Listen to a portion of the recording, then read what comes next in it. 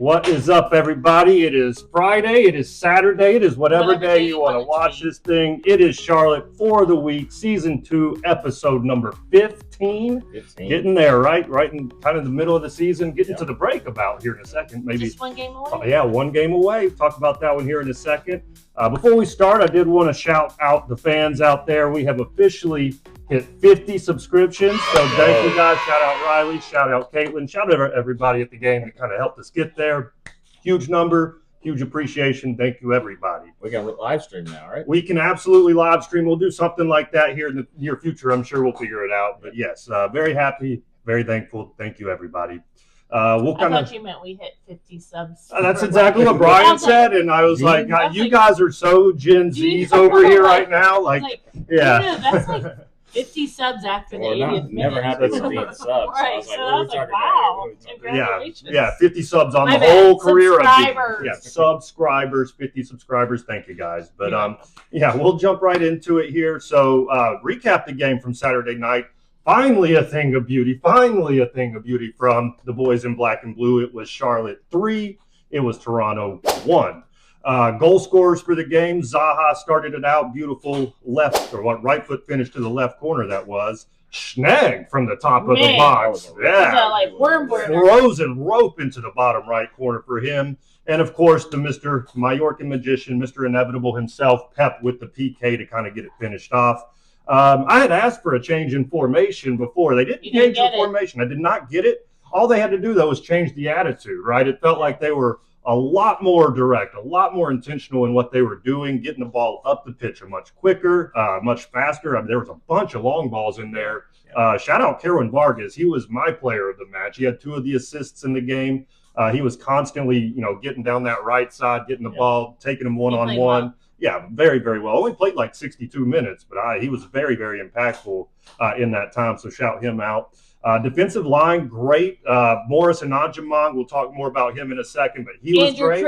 Andrew Privet actually stepped up and did his thing. I was a little nervous, but yeah, we are. Speaking of, we got family in the building today, by the way, Penn State peeps. But great job by everybody on the back. Like I said, the long balls, they were getting out wide and just isolating Toronto's defense, consistently getting the ball into the box, and we created some chances, got 3 goals on the board. Felt very good, almost as good as that 2-for-2 bet that we hit. Hey, Money Trees is the perfect place for shade. You didn't get that in the group chat the other day, but that's all right. People out there will get it. Sorry, it's okay. But I gave you the bet. You did. So we went 2 for 2. Very happy night. Very needed night for the boys. What did you guys think? The bet, honestly, man, it added a whole nother excitement. Yes, those corners. Your money. Yes. No, the first 20 minutes. The 20-minute was it was 18 excellent. minutes, and we were like, ooh. Yeah. They had to score in the first 20 minutes. Of course, Zaha knew that and put that ball in the net in the minute 19. Exactly. So that was great. I'll tell you who my man of the match was. He's kind of like a flea. You don't really see him. Flea. You don't see them, but they're really annoying, and they're always around you. Archie, the mayor. I knew you were going to go Brownies. Yeah, I was going to. Brant. Not that Gianni hasn't been playing well. Fair. But I do think Brant brought a whole different look to the game, and also just kind of was there to break up a lot of things for us. So maybe he's not my man of the match, but I do think he was maybe a difference maker in what we have been seeing on the pitch compared to what we saw Saturday night. So that's fair. And we did bring some grit. It was like, hey, we actually want to play soccer and win. Yes. That was a new. Me, just more intensity. We didn't give up the first goal again, which I don't love that. We didn't give up the first. They just scored right after the first. If we gave up a goal within a minute after then we gave up another one that didn't count. So I don't. We leak goals. We can't seem to get a clean sheet. I caught a clean sheet. That didn't happen. So it made me a little nervous, but they responded. I think we're just kind of traumatized for what's happening over the last. It was definitely some PTSD involved. I would also say it's nice to see over the last 2 games, because I'll even say Wednesday night, it looked like we at least had a presence in the box. Yes. Which we haven't had previously. So maybe in that formation, but just having somebody in the box was a step in the right direction. So. Absolutely. And we shot on goal. We had some shots. I mean, I think we ended. I did see the stat, but I've already forgotten it. Sorry, guys, but I think it was 8 shots on goal, something like that, which is a far cry from the 0 in the second half. So within the first 20 correct. minutes. So it was definitely nice to see. Don't get me wrong, definitely some room for improvement still. Sure. Of course there is. There's never a perfect game, but at the end of the day, have to be happy with the progress that we saw, and just happy with 3 points. Oh my gosh! And I think you can see that this team, when they won it and they play well, I think we are used to seeing what we saw Saturday. Yes. And so it's not a talent deficiency. No. I think it's an attitude and maybe it's all between the years. And we've known that, right? I mean, we have players on the pitch that are more than capable, so that's what made the struggle so frustrating. But hey, like I said, we got out of it, at least for this game. And yes, now it's onward and upward. Of course, we don't have too much longer. We got 1 game left. Again, we'll get more into that in a second before this big break, and we'll see what happens after that. But very nice. Say, I think maybe Reem also, he had an interesting presser after the game on Wednesday night. I'll be honest, I didn't listen. What did he say?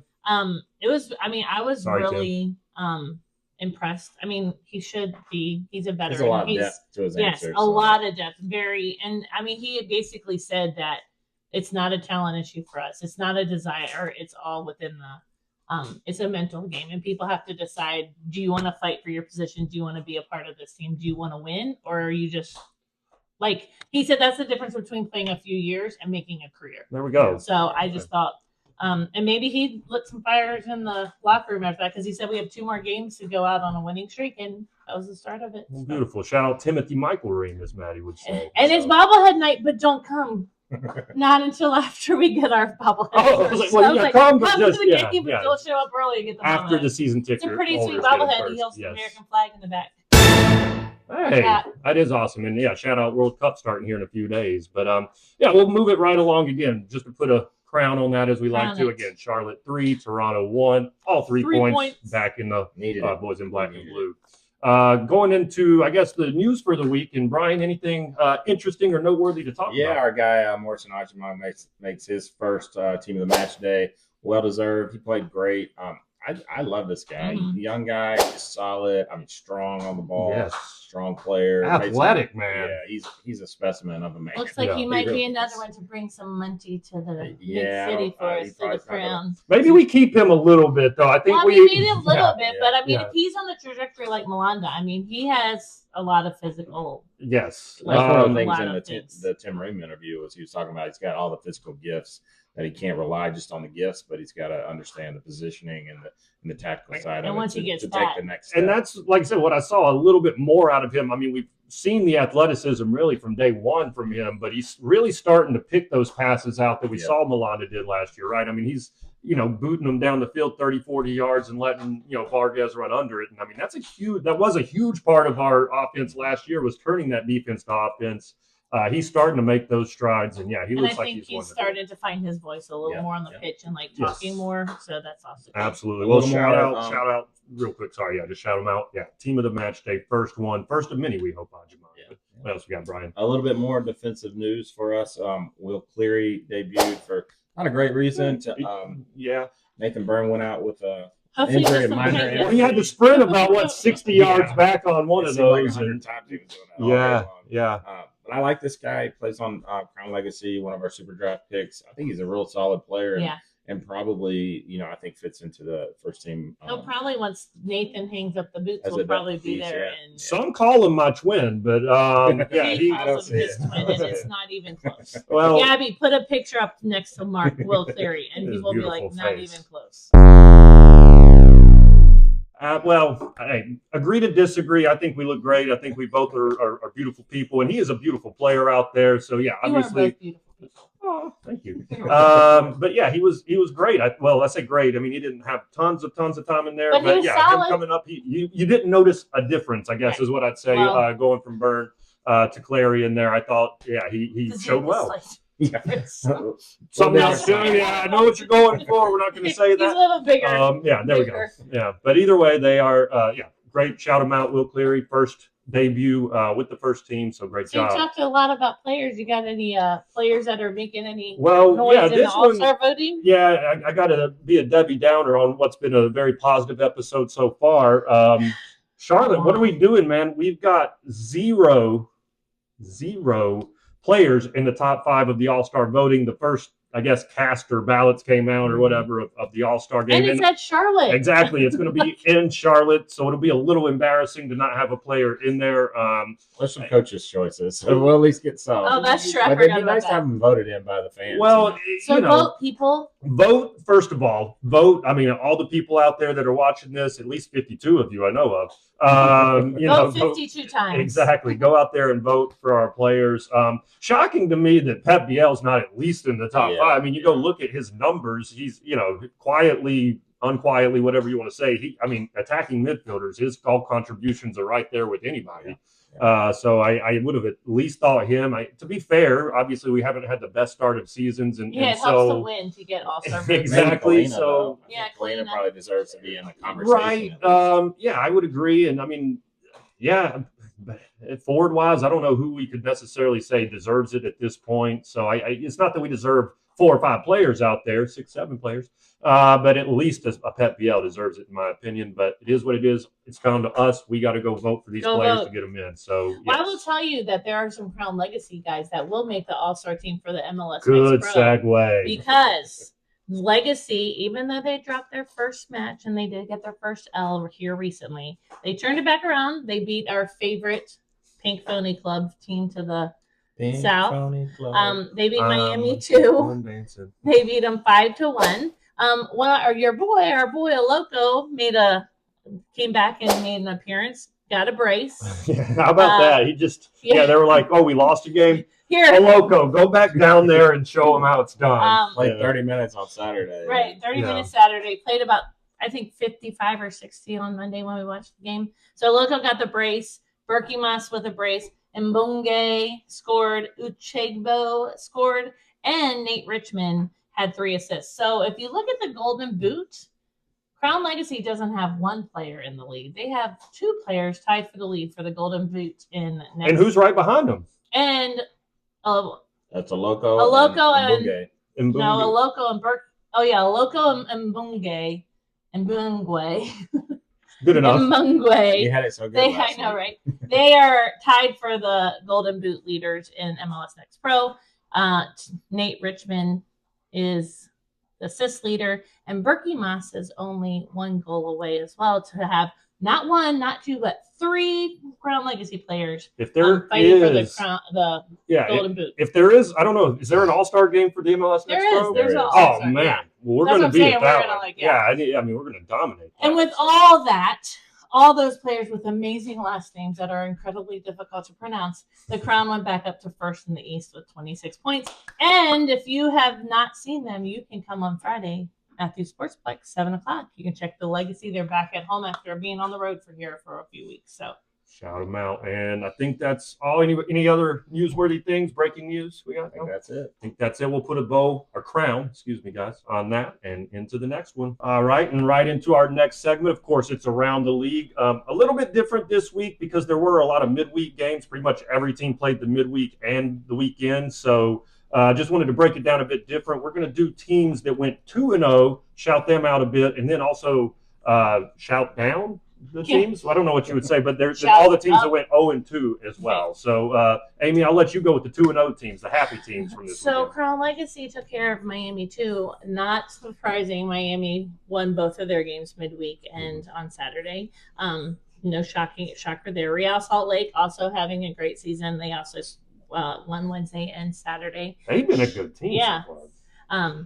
Shout out, what's his name? Diego Luna. Luna, yeah. And Gozo? That guy can play. Sounds like Golzo. It kind of sounds like Bozo too. Bozo, but he's been a menace. Chicago also won both of their games this week on Wednesday and Saturday. And Sporting Kansas City, out of nowhere, they win Wednesday, not just Wednesday, but Wednesday and Saturday. So I don't know, they doubled their points. And then some. They had 1 win coming into the week. Yeah, so 4 points, I think.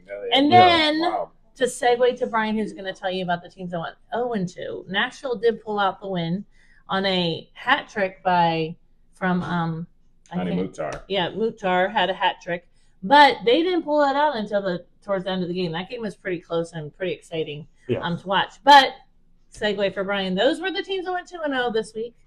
these are the teams that went 0-2. Some shockers there. LAFC, wow, who's been fighting for the top in the West, and San Jose, who's been at the top. Yes, lost 2 in a row. LFC's falling back though. Yeah, yeah.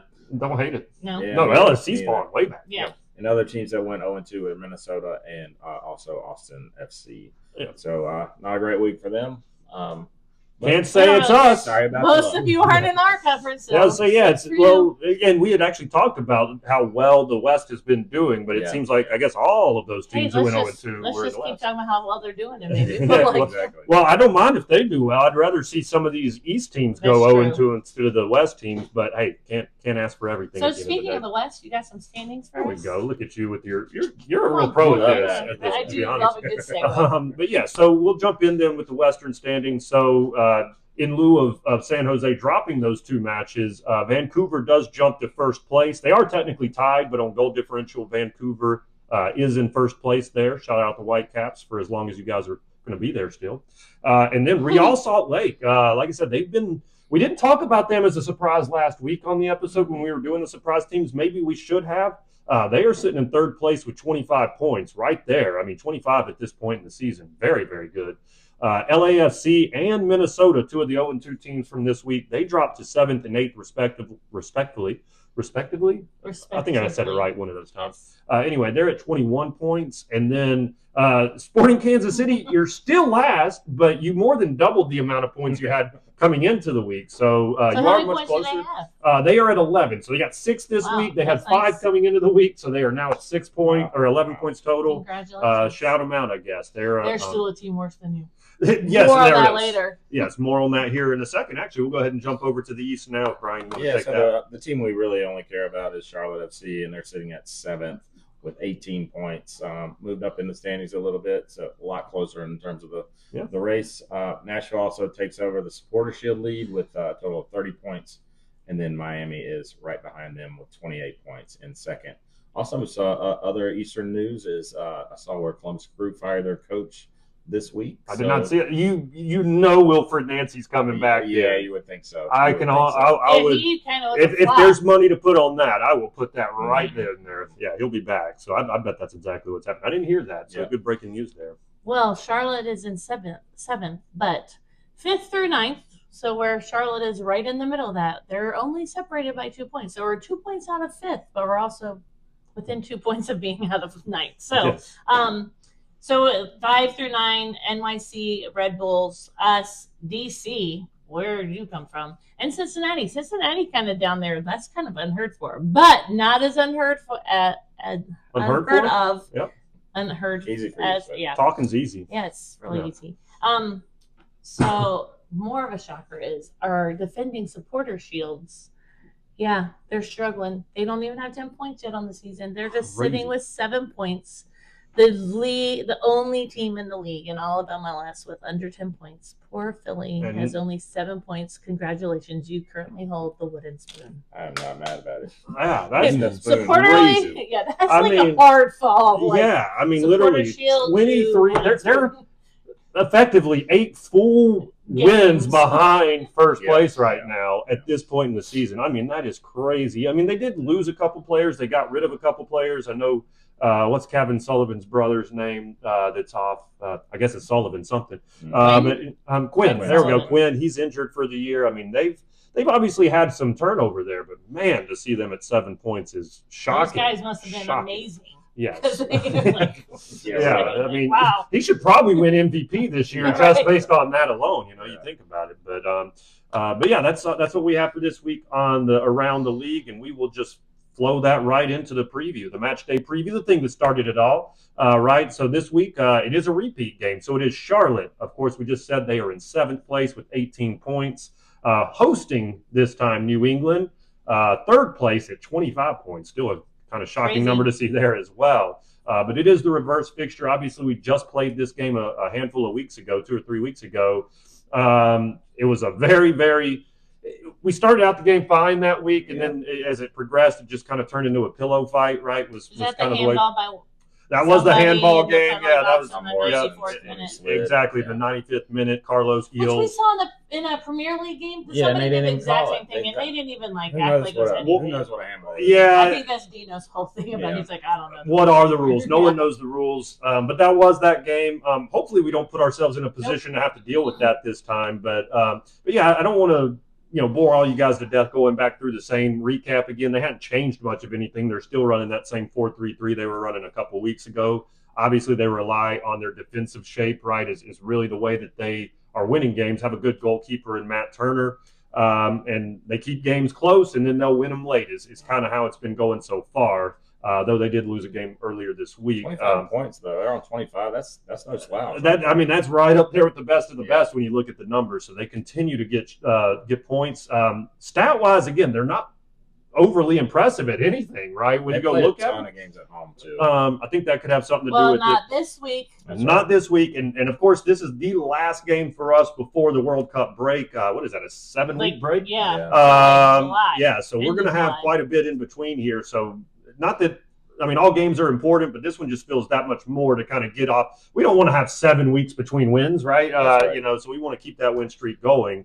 How that happens, I think it's pretty simple, right? I think what we did last time was match their energy versus trying to take it to them, right? We wanted to sit back. We wanted to make sure we had good defensive structure, and we did for the most part. But I think Charlotte wins this game the same way they beat Toronto, right? Taking it to them, be direct, be aggressive, getting the ball out to the wings, spraying it out there to the long balls.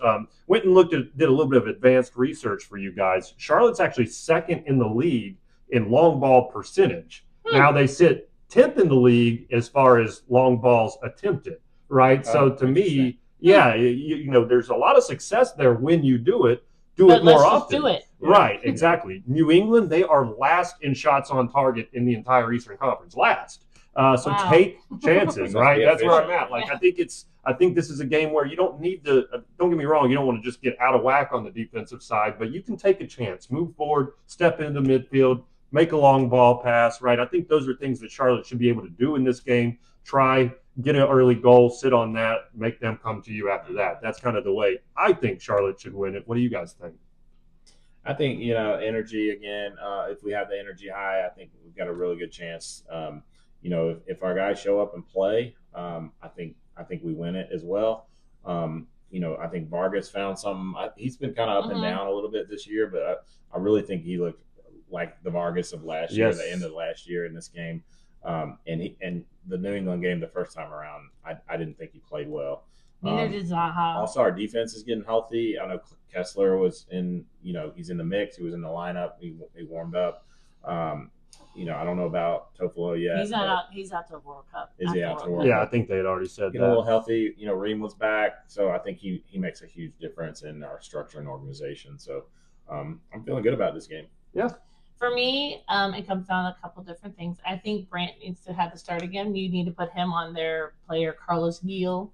He might be their main guy, but not our main guy. So I think if you put Bronico on him and kind of take him out of the game, I think he does makes a lot of their plays happen. Absolutely. And I was happy to see. I think Schneider and Zaha are starting to find some connections and learning a little more about each other. So I think that's something that we're going to see continue to develop. And I'm like you, I think the energy needs to come from the fans again. The energy was there Saturday night.